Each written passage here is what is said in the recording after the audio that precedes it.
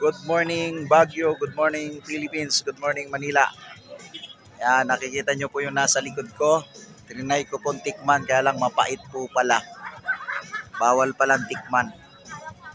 So Strawberry Farm, syempre pag pupunta ka ng Baguio, hindi pwedeng kalimutan, hindi puntahan ang Strawberry Farm. And nandito din po yung pinaka open space na mga parking. Yan. So may mga kainan po dito.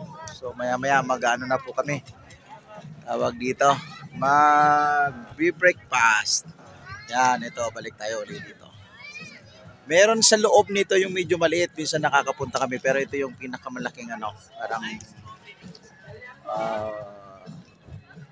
yun na yun.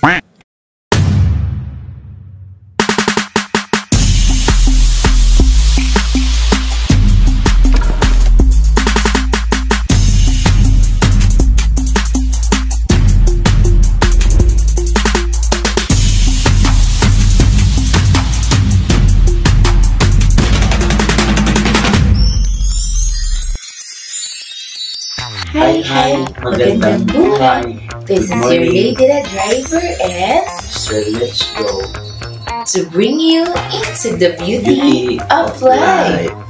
Ready? Let's go.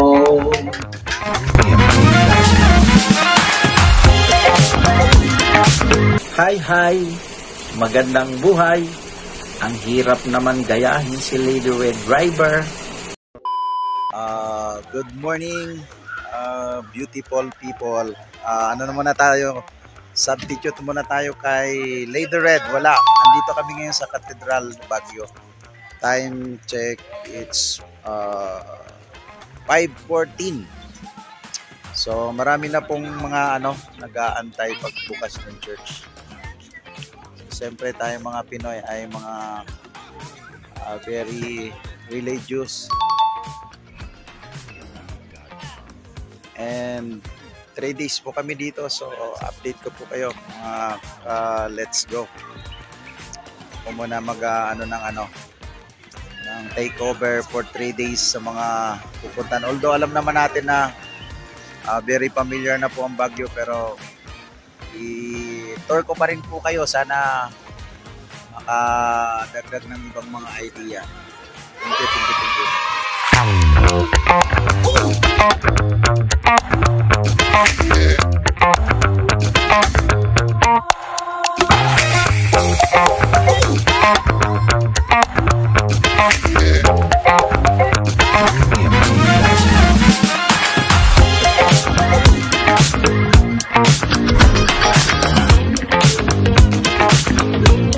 Time check 5:17 po. So andito tayo ngayon sa sa Cathedral ng Baguio. And kasama ko si Ate. Hello po Ate, good morning po. 'Yon. So panoorin niyo po kami Ate sa aming vlog. Ko po sa inyo mamaya. So medyo dumadami na rin po yung tao. Sa mga maya-maya ho niyan, mag-open na rin po yung church. Yung aming pong mga guest ay pumunta muna para magsimba. So antayin natin sila, and then mamaya magtutur na po kami diretso. Update ko po kayo. Normally po mahirap ang parking dito, lalo na po sa Sunday kasi pinagbing festival. So talagang medyo dapat mas maaga. Ngayon pag open ng gate ng 5 AM, nakapasok na po kami, kaya medyo mas madaling mag-park. So siguro mga around 7 or 8, medyo hassle na po talaga yung parking dito sa Baguio. So sa ating mga biyaheros, ito yung mga nagiging problem dito sa Baguio, yung parking talaga. And mahigpit din po dito.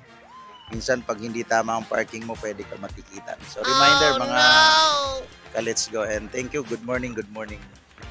Batiin naman natin si Lady Red. Lady Red, good morning. So, paubaya mo muna sa akin to. Ito yung magbabiral na video ko na.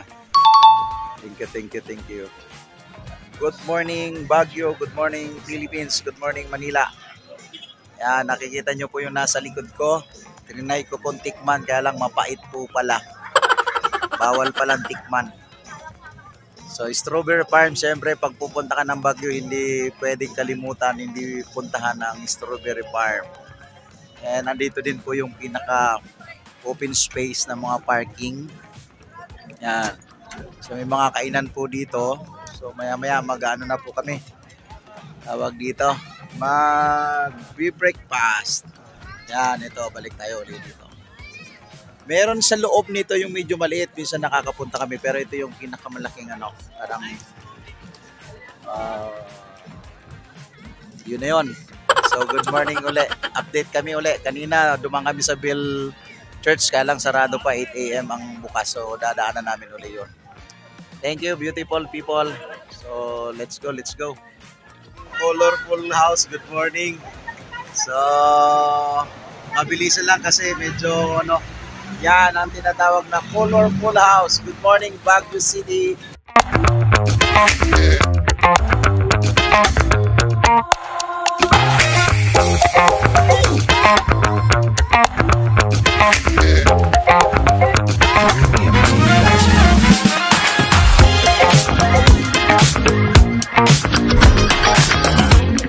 Kung nasa Baguio ka, pero gusto mong makarating sa Amerika, eto na yon. Kaya lang yung color nito is white. Yan, kita ko sa inyo So sulit na rin yung 85 pesos natin. Camp John Hay 1981.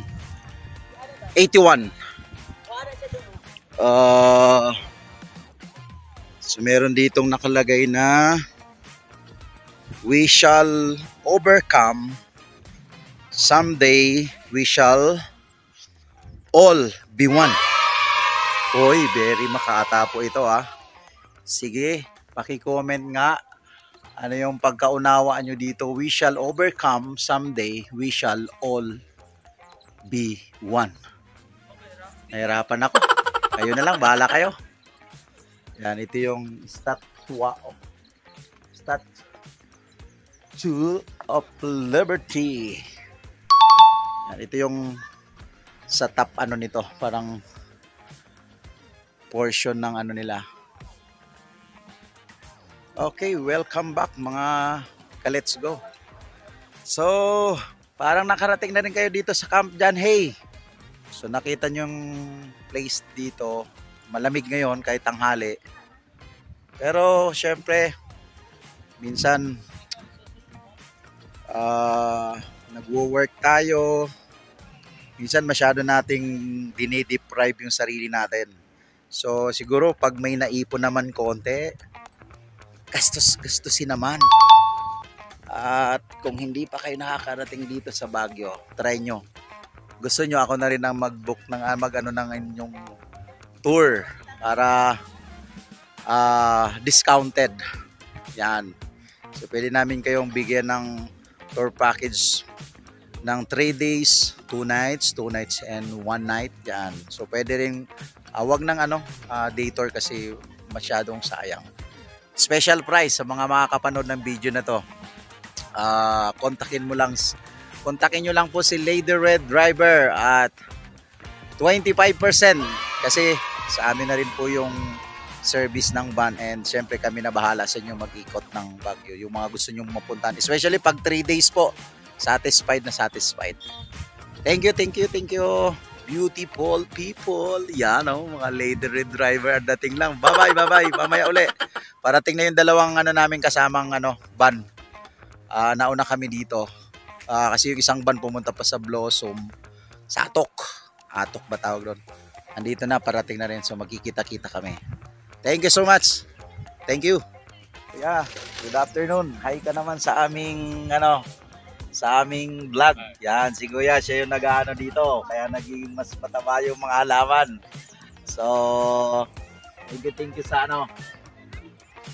talaga pag ganito, naiibang lugar, kahit na parang maraming problema, nakakangiti.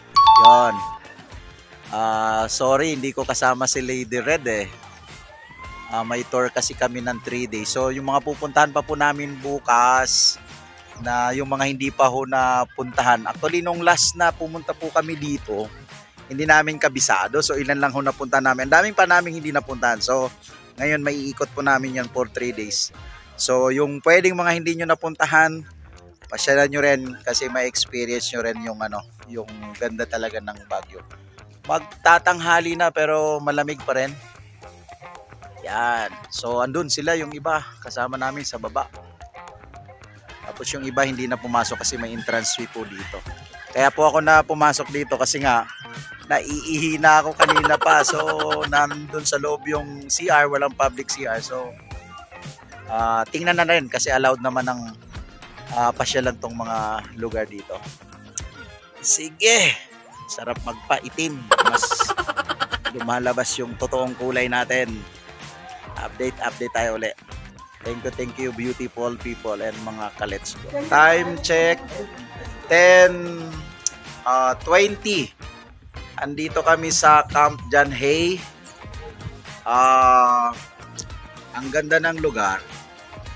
Pero private po ito. So ano na lang natin sa ating mga beautiful people, mga ka-let's go.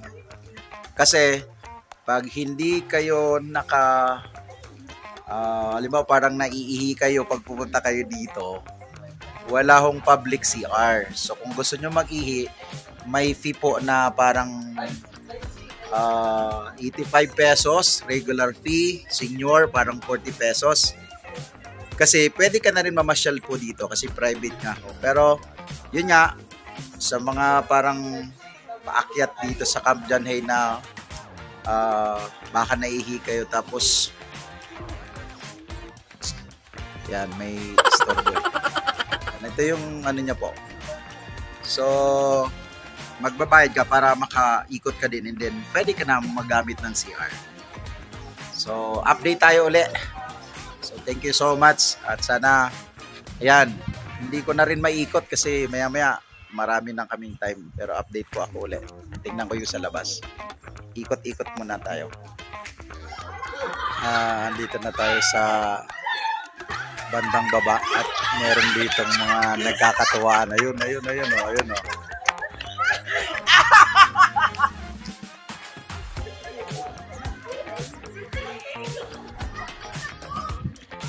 Tinatry nila yung nagbabiral na video ngayon sa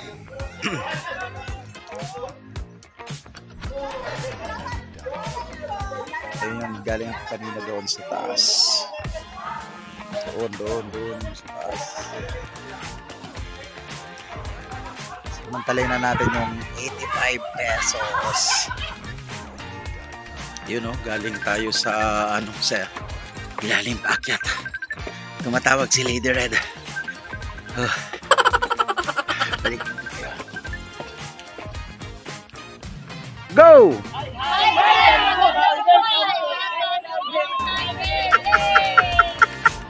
Thank you. Bye-bye, beautiful people, and God bless everyone. Bye-bye.